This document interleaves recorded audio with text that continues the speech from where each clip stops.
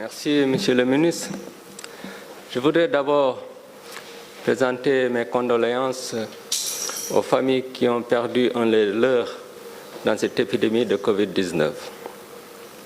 Plus de 1000 cas aujourd'hui, donc nous l'avons tous constaté, le nombre de cas ne cesse d'augmenter. Cela prouve, si besoin en était encore, que le combat doit être celui de la prévention et non de la prise en charge, même si cette dernière est importante, parce qu'elle permet de sauver des vies humaines, mais aussi de prévenir la dissémination du virus dans la société, dans la communauté à partir de ce cas. Il me plaît aujourd'hui de donner les résultats d'une analyse rétrospective préliminaire sur une partie de nos données. Analyse que nous avons effectuée grâce à la collaboration de beaucoup de personnes, mais plus particulièrement grâce à notre collaboration avec l'Institut Pasteur de Dakar. Sur une analyse préliminaire portant sur 181 patients, nous avons observé que la durée médiane d'hospitalisation était de 13 jours chez les patients qui n'avaient pris aucun traitement. Cette durée médiane était de 11 jours chez les patients qui avaient pris l'hydroxychloroquine seule et de 9 jours chez les patients qui avaient pris l'hydroxychloroquine associée à l'azithromycine. Nous avons aussi observé dans cette analyse des données que les patients qui avaient consulté tôt et qui avaient démarré le traitement dans les 24 heures avaient une durée médiane d'hospitalisation de 8 jours. Par contre, les patients qui avaient plus de 80 ans avaient une durée médiane d'hospitalisation de 19 jours.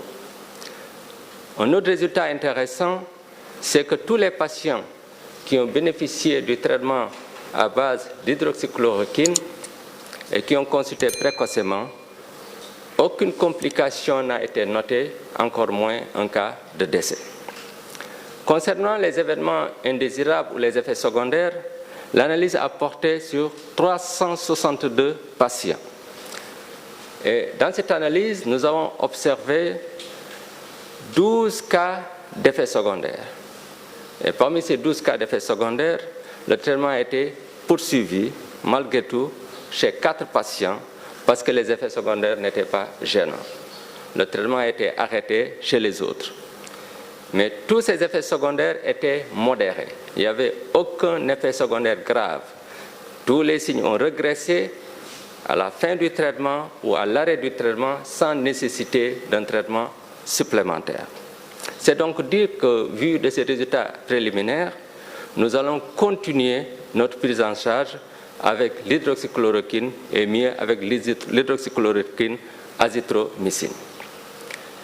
Quelle que soit la qualité du traitement, on peut évidemment observer des décès.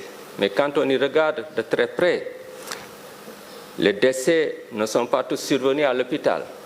Certains sont décédés à domicile, d'autres durant le transfert, d'autres à l'hôpital avant même la prise en charge.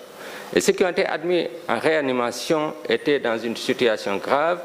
Et dans tous les pays du monde, ce genre de patients présente un pronostic réservé. Donc, la vérité est que le service de réanimation est un service qui respecte les normes et l'équipe est une équipe dévouée et compétente.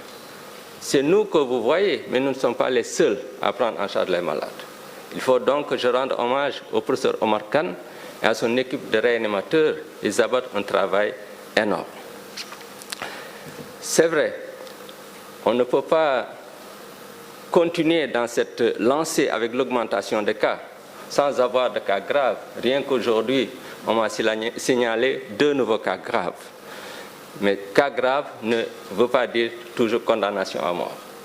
Donc il faut qu'on reste réaliste par rapport à la gravité de ces cas, mais optimiste par rapport à l'issue. Ceci dit, j'aimerais remercier tous les collaborateurs, au premier rang duquel mes proches collaborateurs, le ministère de la Santé avec toutes ses directions, le ministre de l'Enseignement supérieur de la recherche scientifique et de l'innovation, puisque c'est mon employeur, la presse, tous les Sénégalais, sans exception. Et je voudrais aussi finir en remerciant plus particulièrement le chef de l'État pour son engagement total et sans faille. Et comme j'ai l'habitude de le dire, je ne dis que des choses dont je suis certain, et l'avenir nous montrera pourquoi j'insiste sur ce remerciement envers le chef de l'État.